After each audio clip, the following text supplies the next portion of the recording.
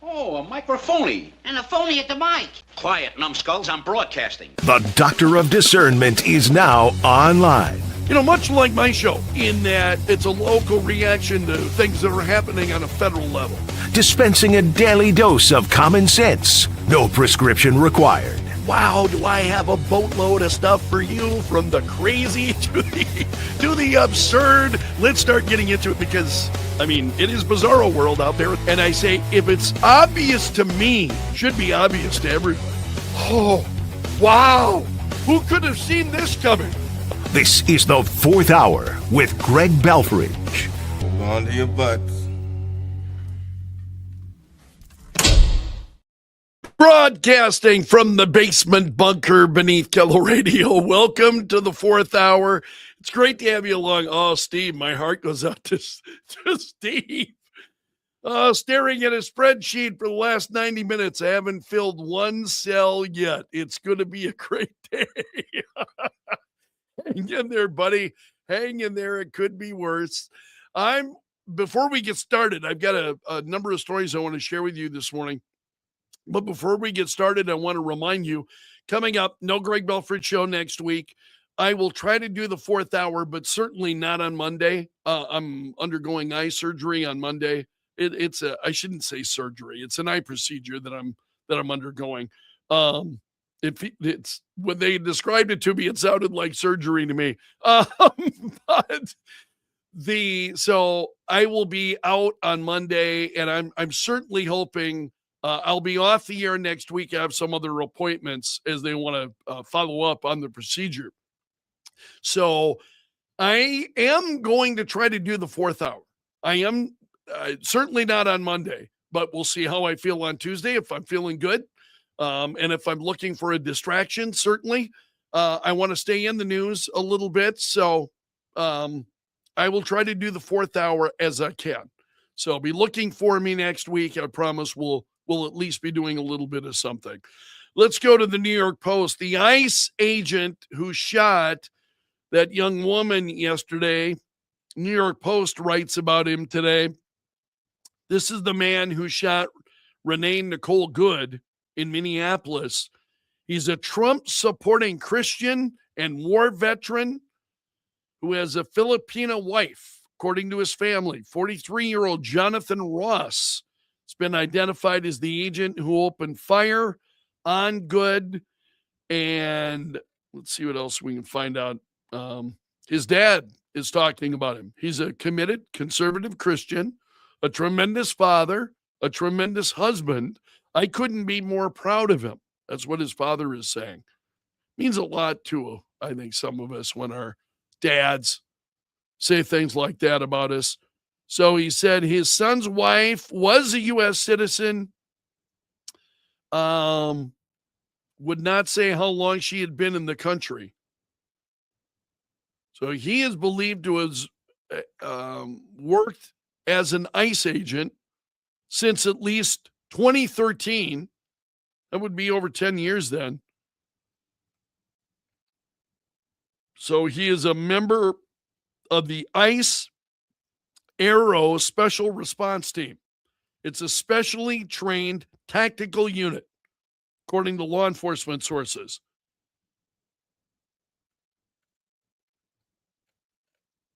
Yeah, and the rest of this is just information that we already know. Also, and I mentioned this on the program this morning, that this woman, Renee Good, was a member of ICE Watch. Fox News has a story on this. The New York Post has a story on this.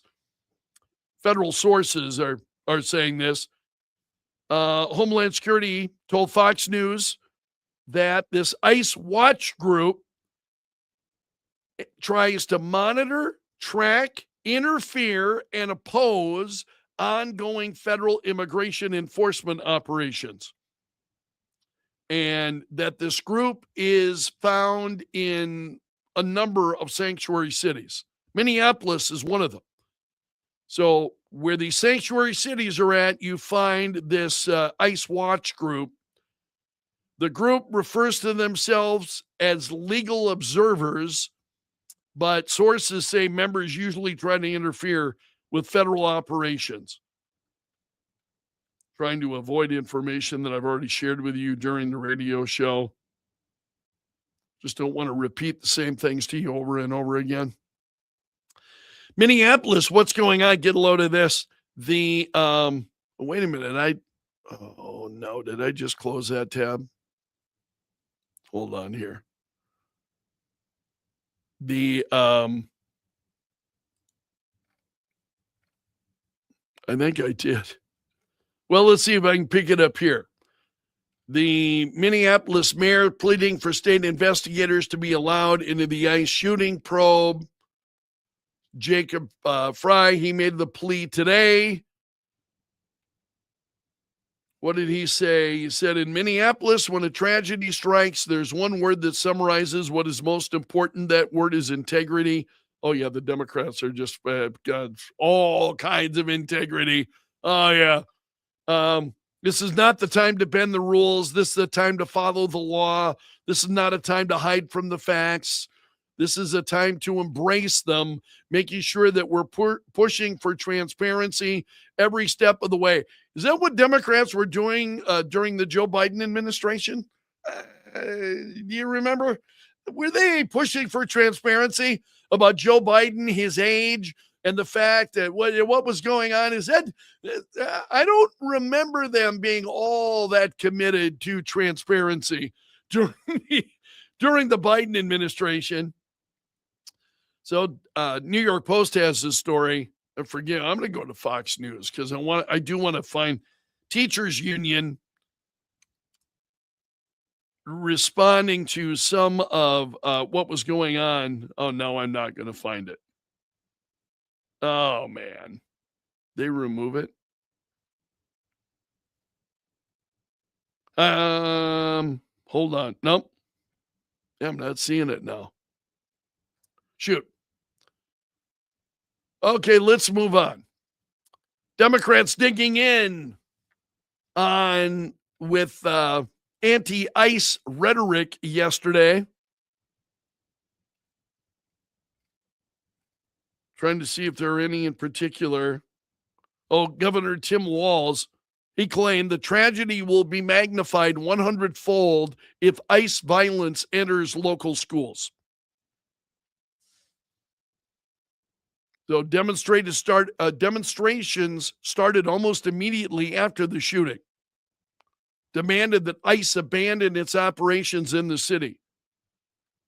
And I had mentioned to you a couple of days ago Fry's comments when he said to ICE, get the F out of Minneapolis. We do not want you here. This guy is bad news. Absolutely bad news in Minnesota. Governor, this is in New York State. Governor Hochul weighed in on the Morning Joe show yesterday on MSDNC, telling the story of how she approached an ICE officer, accused him of terrorizing people. Oh, what a hero she is.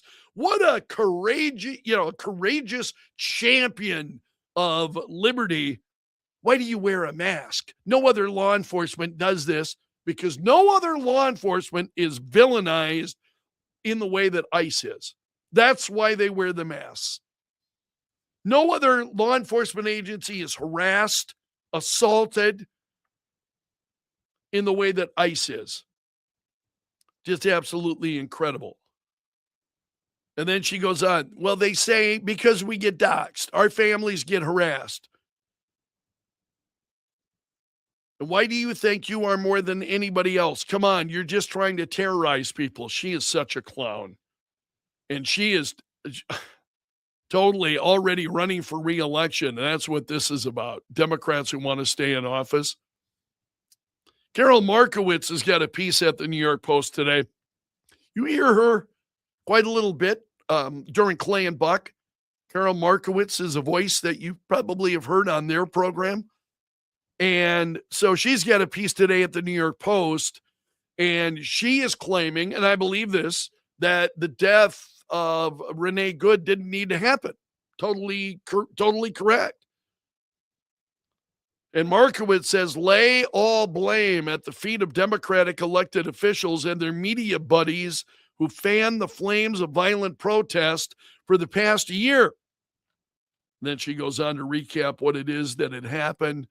And she says it was the inevitable outcome of months of rhetorical escalation by Democrats bent on demonizing ICE agents that are doing the job of enforcing our immigration laws.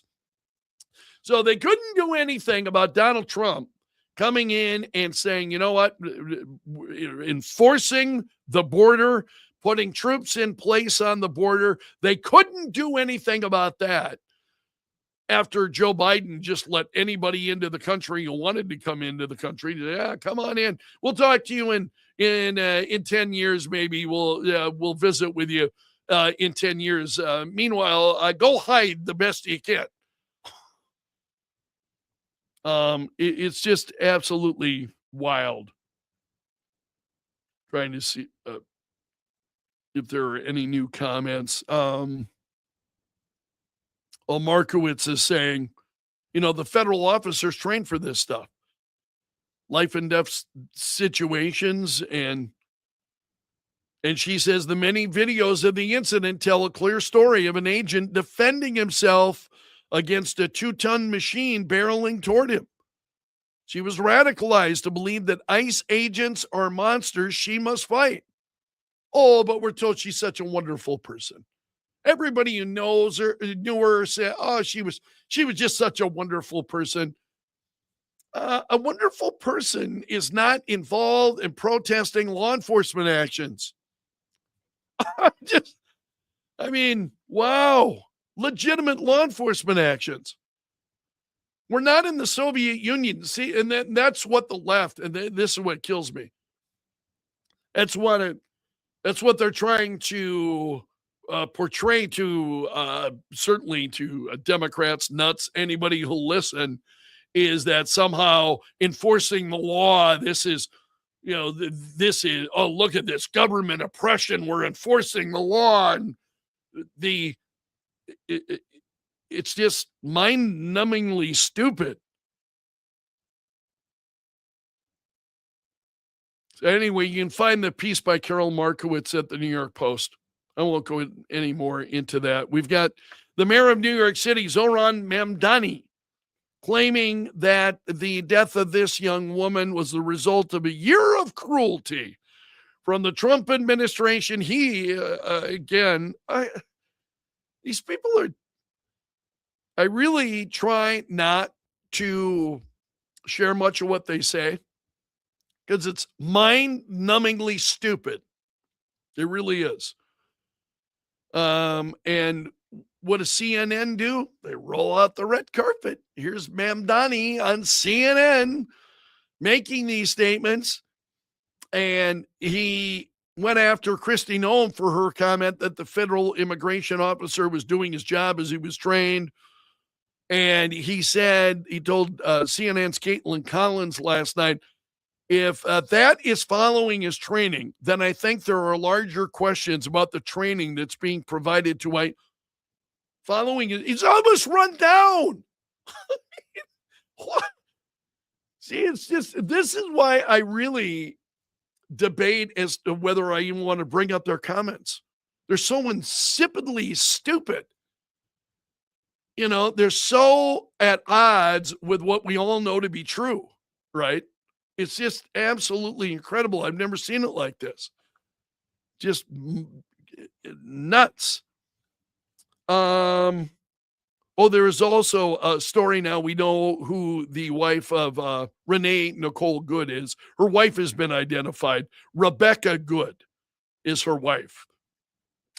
She was outside the car when Renee drove toward an ICE officer who opened fire. Rebecca Good and her wife had previously lived in Kansas City, Missouri for a couple of years. They moved to Canada. When Trump came around, they decided to leave the country. How many times have we talked about that? The people who have left the country. And again, I've said, okay, you want to leave the country. Trump's president now. You can no longer be here. Is that strike you as somebody who's balanced? Seriously, do you have a pretty firm grip on reality if somebody becomes president and now suddenly you think it? I I don't want you to misunderstand me. I'm sure in their own minds, that's how bad things are. And it just says, man, we got a lot of people just have a loose grip on reality. So they left the country after Trump was reelected, moved to Canada for several months before settling in Minneapolis. They hadn't been there, I think, maybe a year or so that they had been in. Can't even be that, because if they decided to leave the country when Trump was reelected in 2024, they couldn't have been in Minneapolis very long before this happened. And I don't care what the neighbors are saying. All the there It cracks me up. Oh, she was a nice woman. She was a good woman. Oh, she was the media. None of this is right. Just a good person. Reminds me, there was an old Rodney Dangerfield joke that Dangerfield told about the guy who, opens fire and whatnot. And one of his neighbors said, "Oh, he's a quiet man. He was a very quiet man." Yeah, that's generally what you hear. So anyway, she's been identified. So apparently, all the while, Rebecca had been outside the car, apparently confronting the ICE agents. She didn't realize that her wife had been hurt until their SUV accelerated away and slammed into a car down the block. You've seen the video. The car starts rolling off fairly slowly, and then I suspect her foot must have, as she slumped, her foot must have hit the gas because the car accelerates and slams into another car halfway down the block. So then she was seen distraught and crying that she had asked her wife to come out and protest. She said, "I made her come down here. It's my fault," she said.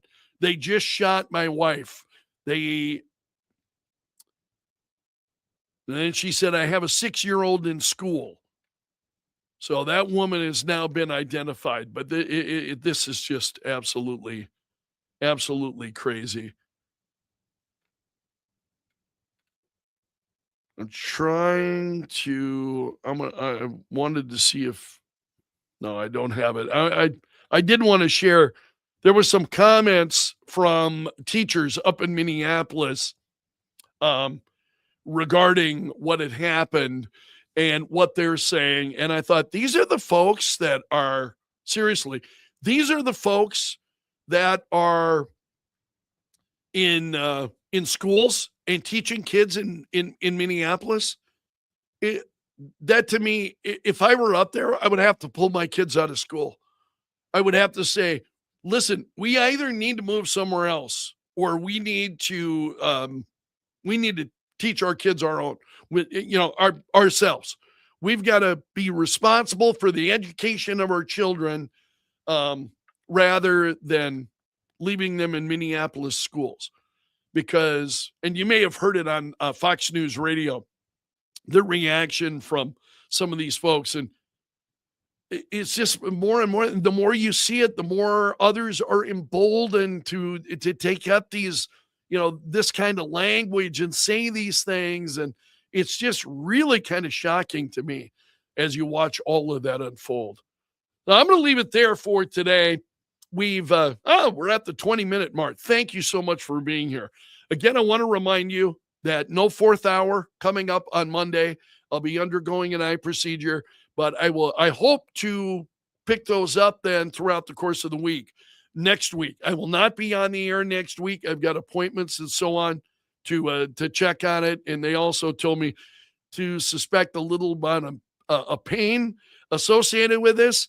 And so if you know me, I don't handle pain well. No, leave me alone. I want to be left alone. I hurt. So we'll see. Yeah, doctors always give you the worst case scenario. And so I'm hoping it won't be as bad. And then I talked to other people who have had similar procedures done, and it's bad, man. It hurt. It hurt. And one of my coworkers, I'm like, thanks a lot. You're not, you're not doing much to help me here. So I will not be on the air next week, but I will try to do the 4th hour as I can, as I'm feeling up to it. So I'm hoping that to be able to touch base with you. So I'm going to leave it there for now. I want to thank you so much for being here. You made it to the end of the video, so you are part of my gallery of champions. We got a large number of people who are watching today, larger than I usually see. Want to thank all of you for being here. I would love to see our this crowd grow. Hit that like button, especially on YouTube. Subscribe so that you don't miss a single edition of the 4th hour. I really appreciate having you along. So again, you've made it to the end of the video, so you are part of my gallery of champions. Special salute to the Bunker Brigade. Those are the folks on YouTube that are commenting, and I see the comments scrolling by pretty quickly here today. So I'm eager to see what you're saying. Thank you so much. Take care. I'll see you again soon. So long until then. I'm underground and gone.